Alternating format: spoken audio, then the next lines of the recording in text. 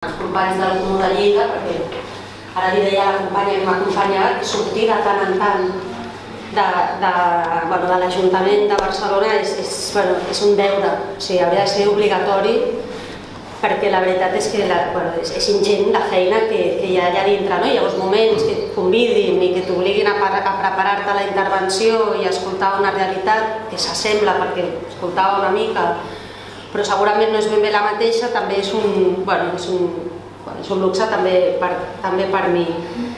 Llavors, com s'ha dit, jo vinc de... O sigui, jo fins fa relativament poc estava a una entitat social, soc un càrrec polític del govern de l'Ajuntament de Barcelona, estic com a cap de gabinet de la regidoria d'habitatge i això crec que després la intervenció també seria interessant perquè m'ha semblat molt oportú el debat que hi havia sobre el tema dels serveis socials, dels moviments socials, perquè és veritat que és un tema que també a Barcelona està molt a l'agenda política, de com fer sinergies i no provocar xocs entre dos col·lectius que haurien d'anar junts i que en canvi de vegades tots dos reaccionen, tant els moviments socials com el col·lectiu de treballadores socials, perquè com a mínim a Barcelona són dones, les de carrer, a nivell directiu ja és diferent, però a nivell de carrer són dones, i de vegades la reacció és molt, per totes dues bandes, una mica com de no entendre's. Però dit això, jo havia preparat una intervenció com intentar situar el que significa, què vol dir estar a Barcelona, perquè clar, Lleida, Barcelona, segurament la realitat és... Jo ho veia molt ràpidament en xifres, ara us donaré 4 xifres perquè entengueu el que és la bestiesa que és aquesta ciutat, i 4 línies de les polítiques d'habitatge, del que estem intentant fer i alguns dels reptes. I tot això molt ràpid, perquè crec que l'interessant també és després poder continuar amb el debat. Barcelona, 1.600.000 persones, és immens.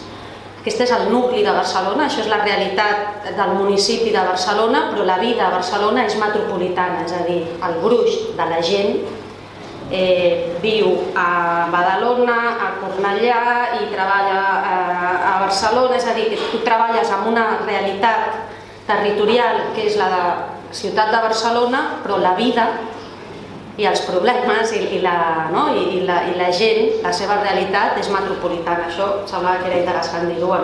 En aquesta ciutat de Barcelona tenim 800.000 habitatges. D'aquests 800.000 habitatges, la primera dada que ja ens sorprèn és que de 800.000 habitatges només 600.000 són primeres residències. Aquests 200.000 encara no se sap, potser són oficines, potser són pisos turístics il·legals, potser són diferents usos, però de 800.000, 600.000 habitatges principals.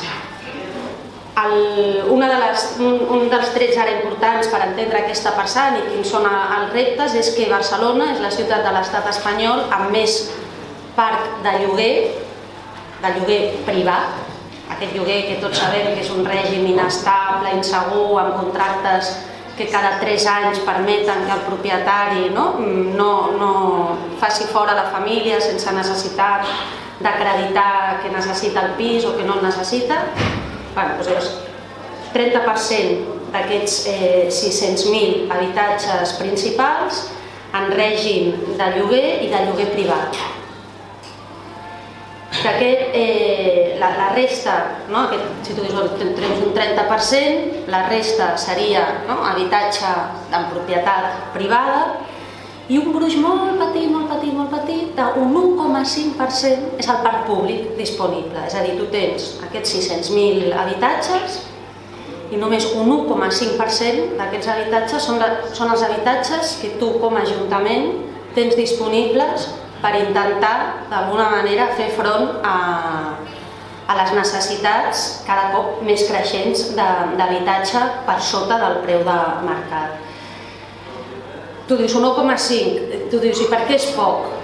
Per exemple, perquè a París n'hi ha un 22%, París, una ciutat que no és tan llunyana i on també tenen molts problemes d'habitatge, però tot i tenir molts problemes d'habitatge tenen un 20% d'habitatge públic de lloguer.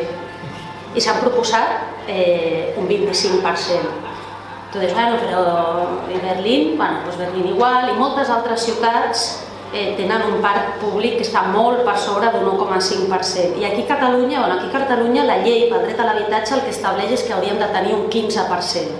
És a dir, des del 2007, que és la llei que tenim d'habitatge, la llei pel dret a l'habitatge del 2007 estableix aquest 15%, que és el que es considera que és el mínim imprescindible per d'alguna manera poder impactar en el mercat privat. És a dir, tu amb un 15% d'habitatge públic pots arribar a controlar, no a controlar, però a incidir en el mercat privat. Tenim un 1,5%. I el que passa a Barcelona, jo desconec la situació de Lleida, però no m'estranyaria que fos molt similar, aquí potser els companys ho poden explicar, no és específic de Barcelona, vull dir, això és una realitat de l'estat espanyol que té a veure amb la manca de consideració, amb la manca d'inversió en polítiques d'habitatge, i no és de l'anterior mandat, ni de l'altre, ni de l'altre, és històric, és endèmic. Vull dir, quan a la resta de països d'Europa,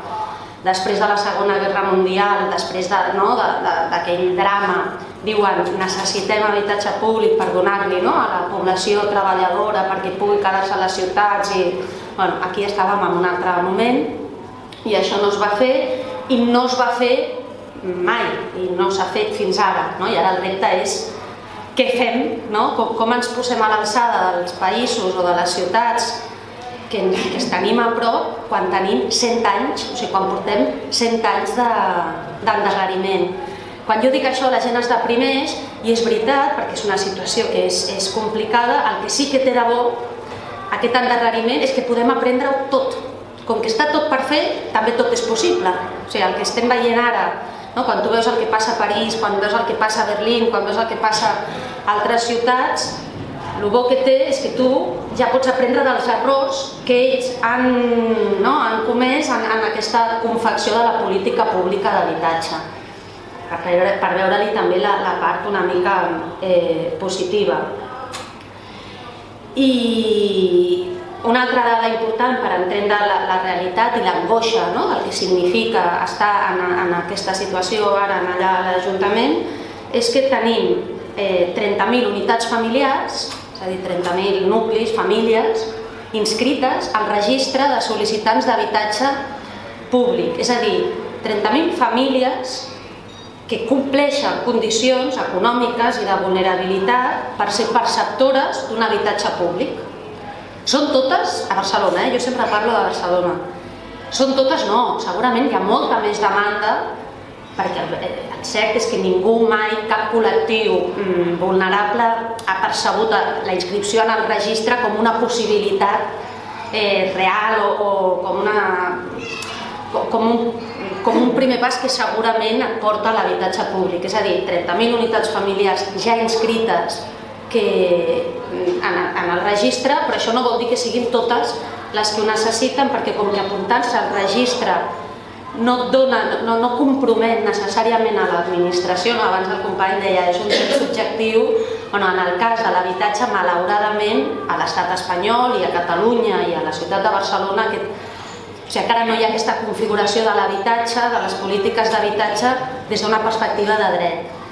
Hi ha una certa protecció com a dret subjectiu, però en els casos de maximíssima vulnerabilitat, que és el que comentàveu, quan una persona vulnerable, amb fills, desnonada, que no té família, amb una sèrie de requisits molt i molt extensos, només en aquests casos a les diferents ciutats i també a Catalunya sí que l'administració es compromet a proveir d'un habitatge d'emergència.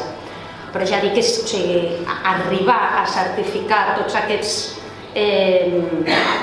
aquestes situacions que has de comprovar per poder...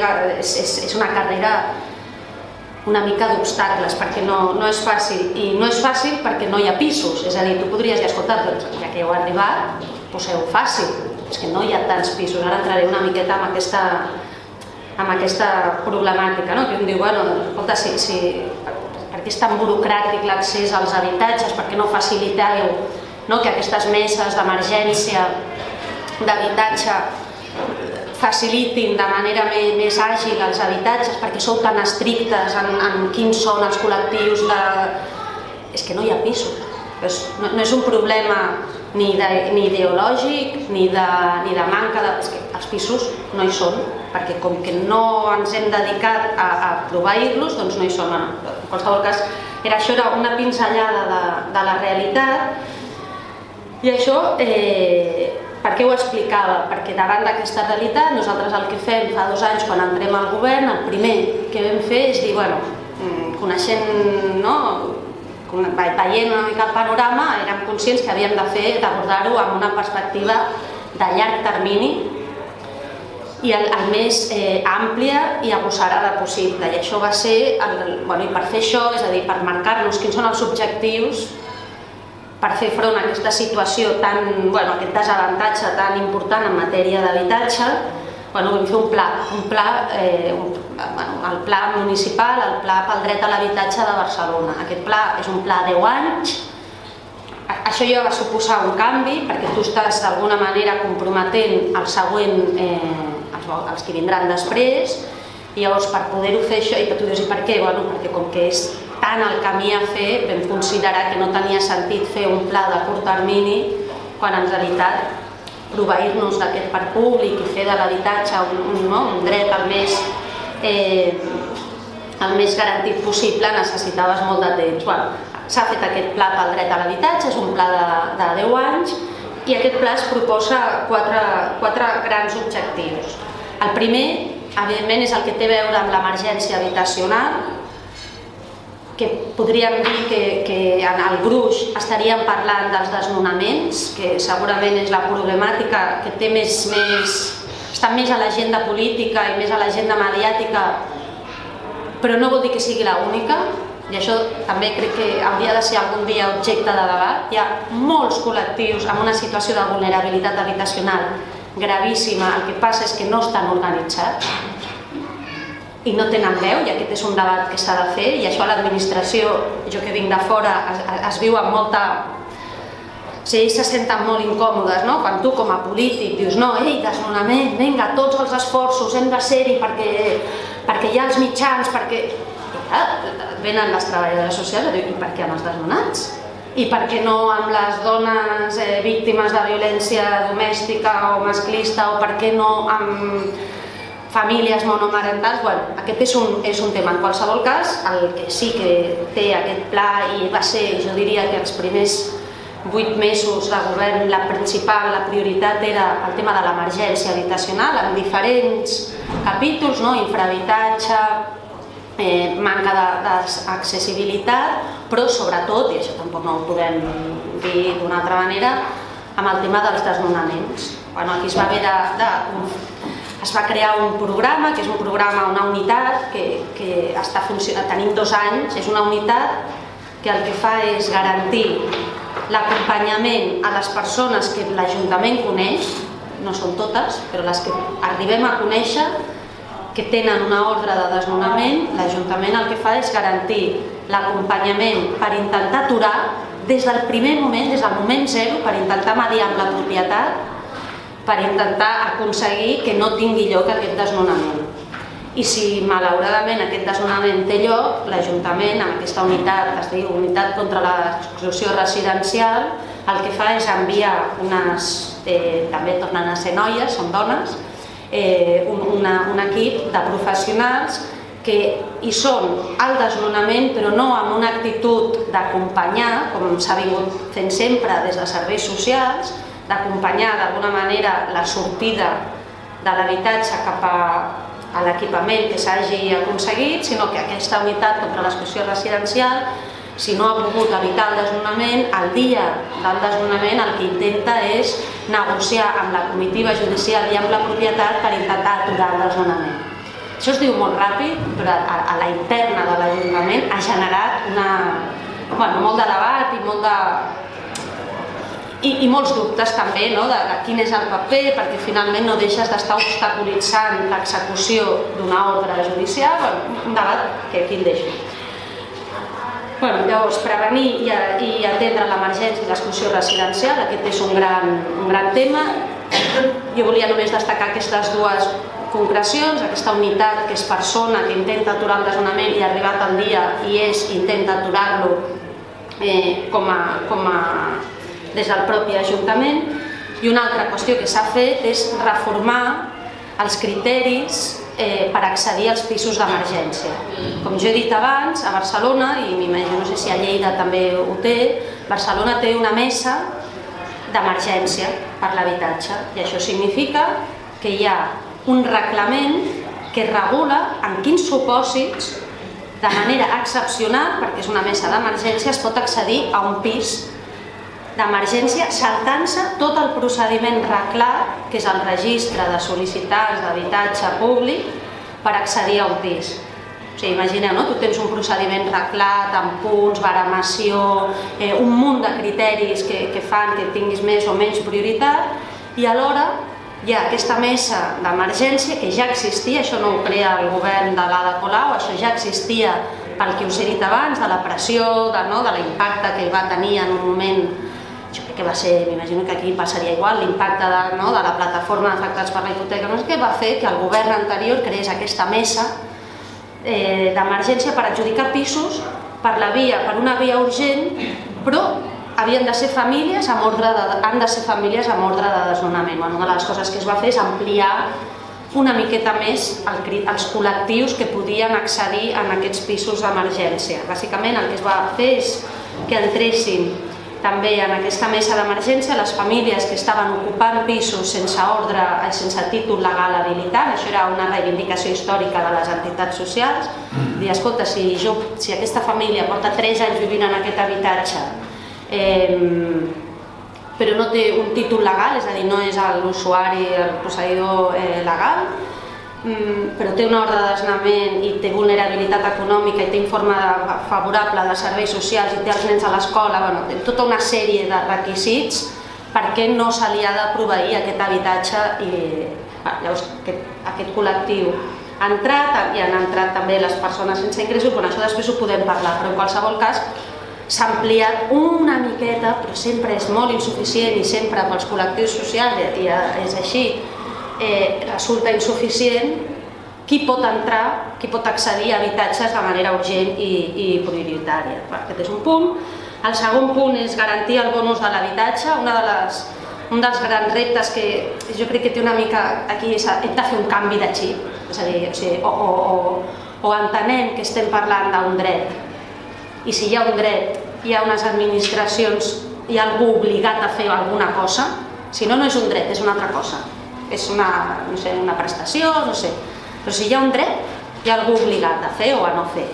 Llavors, entendre que l'habitatge és un dret i que obliga a l'administració pública, evidentment, a dedicar recursos, a facilitar informació, etc., però també obliga els privats, és a dir, vostè com a propietari té uns deures però també té unes obligacions. Aquest és el canvi de xip que jo crec que ara és el més important, és a dir, vostè propietari pot exigir un preu que estigui desorbitat en relació al preu de la zona. Vostè propietari pot tenir un pis buit a una zona amb una alta demanda residencial. Vostè propietari pot abandonar els seus deures de conservació i amb tot el malestar que això genera. És una mica aquesta segona línia del pla que té a veure amb garantir el bonus de l'habitatge, seria com d'alguna manera desenvolupar la disciplina d'habitatge. Als ajuntaments és molt conegut i els funcionaris ho tenen claríssim que hi ha una disciplina urbanística i tothom té clar que en termes urbanístics tu si construeixes això ho has de fer amb aquesta alçada, amb aquests pisos, complint aquests criteris, però en canvi amb habitatge semblaria que es pot fer a l'interior de l'habitatge, que un pot fer el que vulgui i això s'ha de canviar, i això significa posar multes als pisos buits de grans propietaris, això significa multar, tancar els pisos turístics il·legals, això significa donar alguns missatges de que estem parlant d'un dret i que aquí no s'hi val tot.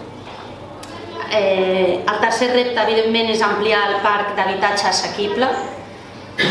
Això vol dir ampliar només el parc públic? No, perquè necessitem de públic i de privat dedicat al lloguer assequible. Llavors, per això hem posat aquesta categoria d'ampliar el parc d'habitatge assequible. O sigui, necessitem molt habitatge per sota del preu de mercat.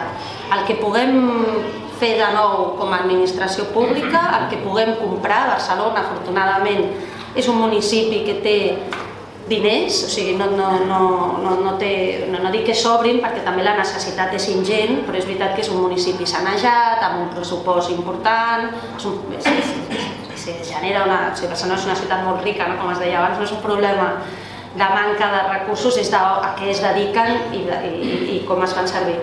Però en qualsevol cas és ampliar el parc d'habitatge assequible, fent-ne de nou, però a una ciutat com Barcelona molt colmatada, les noves promocions que s'han de fer no poden ser l'única solució, necessitem seguríssim mobilitzar habitatge buit, necessitem també donar-li seguretat al propietari perquè llogui el seu pis. Jo no sé si aquí passa, però allà el propietari se sent com insegur davant del lloguer, de la possibilitat de lloguer. Llavors un dels programes que s'ha fet es diu Tu tens la clau, i el que fa és garantir-li, dir-li al propietari, a veure, vostè té un pis, si me'l lloga a mi per un preu inferior al del mercat, jo li garanteixo el cobrament de la renta, és a dir, si el llogater no li paga, jo pago, i li garanteixo que el pis li retornen en bones condicions, i a més, perquè això era una cosa que també se sentia molt, si vostè, petit propietari, vol llogar, però el que passa és que no té els diners per arreglar-lo, doncs l'Ajuntament li facilita 20.000 euros d'entrada perquè pugui rehabilitar. I tu dius, esteu llançant els diners. No, perquè tu el que fas amb aquests 20.000 euros que tu li avances per fer la rehabilitació després és el que aquest propietari deixa de cobrar en el lloguer que ell ofereix per sota de preu de mercat. És un programa que està començant a funcionar, que jo crec que és interessant, però que evidentment només pot fer un ajuntament amb molts recursos, perquè no deixa de ser avançar diners, etc. Però també és veritat que fer habitatge públic és molt car. Dic que aquí el debat també el podríem tenir, no? Dic, és que esteu donant uns diners que potser podríeu fer servir per fer el parc públic. Sí, és que hem de fer-ho tot, perquè el parc públic triga molt a fer-se i la necessitat la tenim ara. Llavors hem de ser capaços de dir, faig parc públic i agafo habitatge buit dels petits propietaris que no s'atreveixen a llogar-lo. Aquest és una mica el debat. I la darrera línia és la de mantenir, rehabilitar i millorar el parc actual. La rehabilitació, jo crec que això és Barcelona amb això té una llarga trajectòria d'ajuts a la rehabilitació. El que sí que és veritat és que fins ara aquests ajuts es donaven molt per millorar la façana. Jo crec que Barcelona és una ciutat que tu la veus i dius, uau, no? No tota, però en termes generals les façanes, l'exterior, fins i tot els barris, que són barris populars, és un exterior bastant molt digne, però en canvi, quan tu entres als habitatges, allà, Barcelona està molt bé a nivell d'espai públic, de façanes, etc., però la pobresa està a dintre dels habitatges. Llavors, aquest nou programa de rehabilitació el que està fent és donar ajuts a millorar l'interior dels habitatges. I en el cas de les famílies en situació de vulnerabilitat, el que es fa és fer-los directament l'obra, perquè si els donaves una subvenció, després els repercutia com un ingrés, etc. Llavors s'ha fet d'aquesta manera i el que significa és que tu li inscrius la nota al registre, és a dir, això ens ho facilita molt les treballadores socials que són, i el SAT i tots aquests, elles que ja estan treballant a dintre i saben si li falta un plat, si han de canviar banyera, si no està insonoritzada, elles et passen el parte, des d'habitatge se li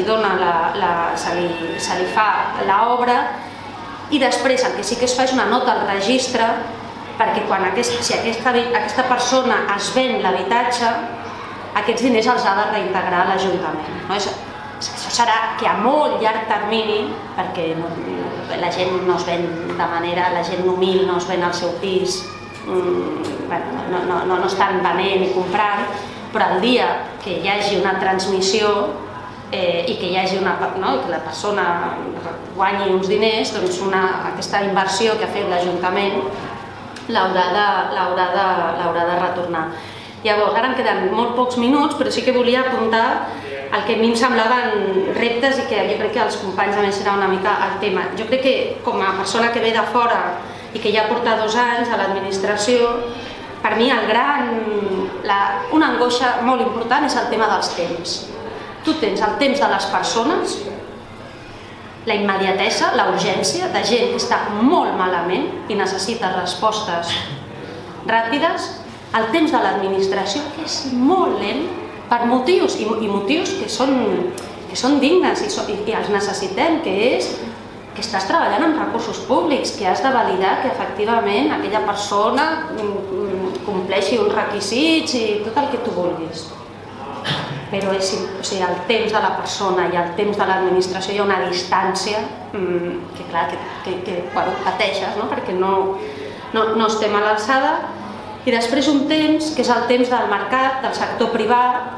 L'administració potser triguem un any i mig a aprovar una nova mesura, a fer un pla de l'habitatge, i el mercat privat en 3 dies ja t'ha fet la contra. És a dir, tu dius, no, anem a posar, després de molts anys i anys de lluites, de reivindicació, vinga, va, anem a multar els pisos buits dels bancs. Doncs ara resulta que quan ja hi ha un consens social, tots els grups estan d'acord i comences a multar, els bancs ja no tenen els pisos buits al seu nom, sinó que ja els han posat a nom d'altres. I el que volia dir és que aquests diferents temps, el de l'administració, el de les persones i el del mercat, el dels sectors privats, està molt desacompassat i com a administració et sents que tu vas amb un 600 i el mercat va amb un Mercedes a tota velocitat i el ciutadà està allà que no acaba d'entendre com pot ser que el mercat s'hagi inventat la trampa per no complir la norma que tu encara, tot just acabes d'aprovar. Jo avui venia amb aquest tema del temps. Un altre és el tema d'una administració estanca. A mi m'arriba una persona i em diuen que té un problema d'habitatge, perquè aquesta persona no té un problema d'habitatge, aquesta persona té un problema de feina, que potser amb tot plegat s'ha separat, i en canvi tu, allà et diuen, no, és que tu ets habitatge. Home, jo soc habitatge, però clar, si jo li dono un pis, i aquí darrere, en què ja és un problema d'aquesta part. No, però tu, habitatge. Llavors, com som capaços, com a administració, de generar, d'intentar ser més holístics, que tu, com a habitatge, treballis amb totes les tecnologies que hi ha, que treballis com és la vida, més complexa, interconnectat, i no obligant el ciutadà a dir, no, ara a les oficines d'habitatge ens passa molt, et ve gent i tu li dius, vols aquesta prestació? Sí, mira, has de presentar aquest paper, tota la llista de papers. La persona diu, escolta, és que jo soc usuària de serveis socials, tot això ja ho tenim. Sí, però això és serveis socials, i ara estàs a habitatge. Home, però... I clar, tu dius, home, però no ens connectem, una cosa tan bàsica. No, protecció de dades. I tu dius, home, sí, però... I si posem una treballadora social a l'oficina d'habitatge? No, perquè llavors ja no seria l'oficina d'habitatge, ja seria de serveis.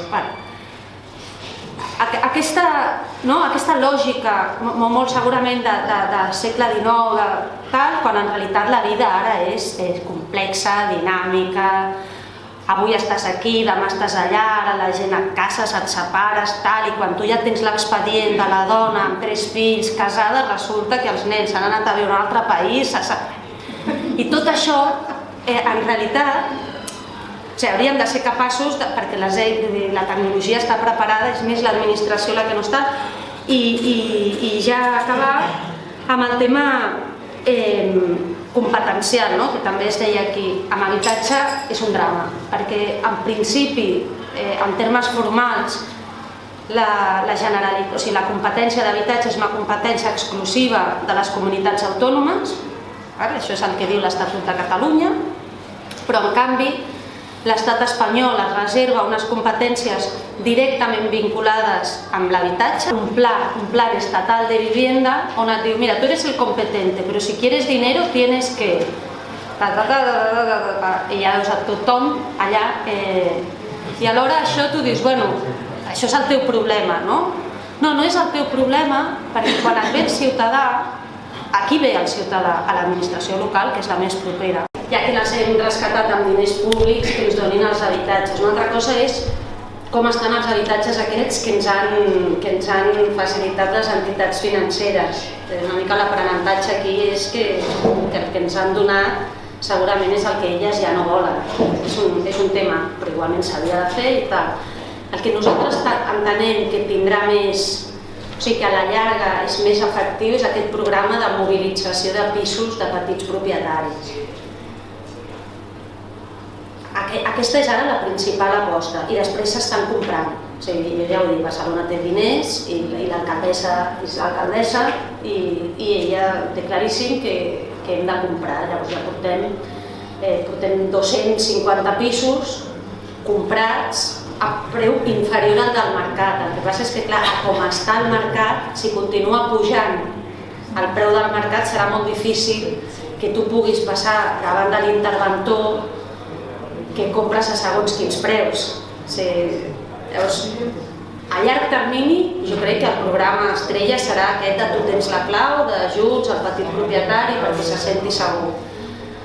Políticament, arribar a signar aquest conveni amb les entitats financeres que vam aconseguir 200 pisos és molt important, però ja està, ja està. Ja ens els hem menjat, ja els hem paït, ja estan ocupats, ja n'hi ha més. I l'altre, per això dic, i el de comprar, ara que el mercat comença a pujar, doncs ja veurem. La prioritat de la mesa d'emergència, m'imagino que deu ser semblant aquí, són les famílies, és que hi hagi una ordre de desnonament.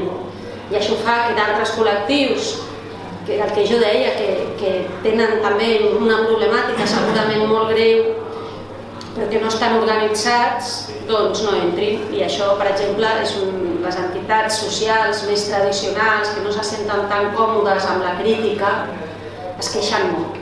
Diuen, escolta, però per què aquests? I els meus, no? Tu dius, bueno, però de moment la mesa d'emergència, on està focalitzant els esforços, és en les persones amb ordre de desnonament, però dic, també tenim una llista d'espera molt gran, perquè a l'ampliar els criteris, i el que és curiós és que els tècnics ja ens van avisar. O sigui, jo me'n recordo al començament i deia, sí, tu amplia, ja veuràs que... Doncs clar, tu amplies i el que hem descobert és que a Barcelona hi ha un munt de gent que està ocupant, però ocupant de vulnerable, no ocupant de manera organitzada, polititzada... No. Por necesidad. Pura necessitat i sense cap suport ni social ni de tal. I llavors això és una realitat que és com de contrast, una ciutat tan rica i alhora amb aquesta pobresa tan enquistada i tan trista. I els joves, sí, efectivament, una de les grans preocupacions és que els joves no marxen de casa. I això, doncs clar, en pisos petits, com són els de Barcelona, doncs genera... Una cosa que jo sí que he vist és que a l'Ajuntament, no hi ha un bon record de les promocions que es van fer per joves. Va haver una època a Barcelona que quan hi havia certs diners que es van fer bastantes promocions de pisos públics per joves. Se'n recordeu dels 40 metres quadrats que va sortir la ministra? Clar, què ha passat una mica? La reflexió que fan els serveis tècnics de l'Ajuntament és que, clar, si tu fas un pis per jove però no tens prevista la sortida, allò ja no és un pis per jove. Ja els joves entren com a joves, es casen, tenen fills i allà no se'n va ni ningú. I és normal, perquè la diferència entre els 200 euros que està pagant el jove, el que va ser un jove, en aquest pis i al mercat privat és que estem parlant de 200 a 800.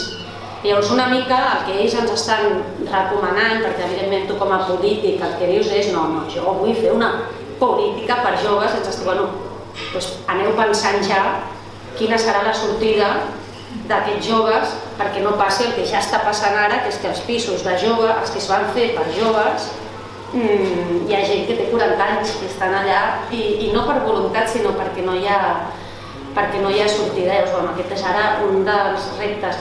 Però jo també volia dir que depèn molt de... O sigui, hi ha d'haver organització. El que és molt difícil és que tu com a polític facis coses que ningú no t'està demanant. O sigui, tu has de veure que tens una pressió i que hi ha gent que s'organitza.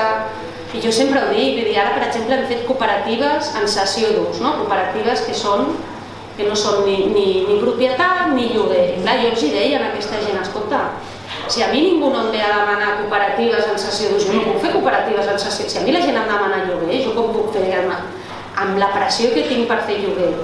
Llavors, també és molt important que la gent s'organitzi, que et busqui, que surti al carrer, perquè això a tu és el que al final també et mou.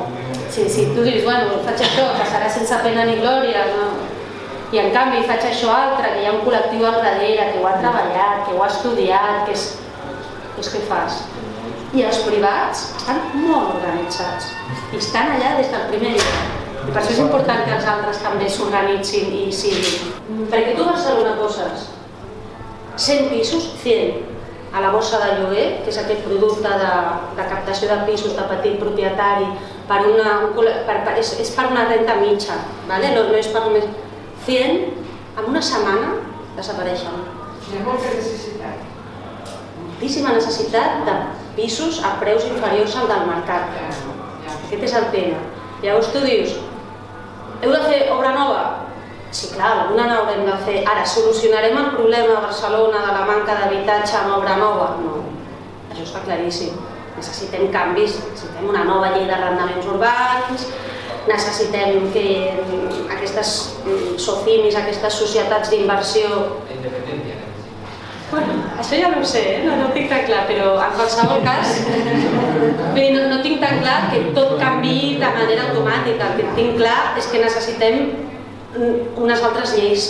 I, bueno, moltes gràcies a tu per haver vingut.